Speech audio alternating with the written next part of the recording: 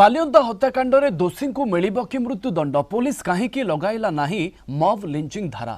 Balianta GRP constable हत्याकांड को नहीं एवं सारा राज्य में चर्चा किंतु यह घटना रे पुलिस मॉब लिंचिंग बाई उद्दिष्ट स्वतंत्र धारा 103(2) कहीं लगाई नहीं सेने अनेकों मन में प्रश्न उठुची।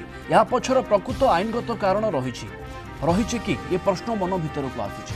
कनेस्टेबल को पिटी पिटी हत्या करने घटना रे पुलिस बीएनएस साधारण हत्या धारा 103(1) लगाई।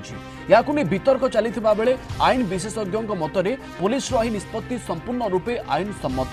सौम्य एवं तांको सहयोगी दुई जन युवती को दुर्व्यवहार करथिबा अभियोग होइथिला।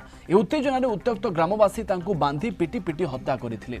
मुख्यमंत्री मोहन चरण माझी निर्देश में क्राइमब्रांच तदंत जारी रही। 11 रु अधिक गिरफ होइचंती। नुआ आईन अनुसार 5 किंबा ताठारु अधिक व्यक्ति मिसी जदि काहाको हत्या करती ताहा मॉब लिंचिंग श्रेणीभुक्त होता है। किंतु एथिपाई एक शर्त रही। जदि हत्या पछर कारण जाति धर्म वर्ण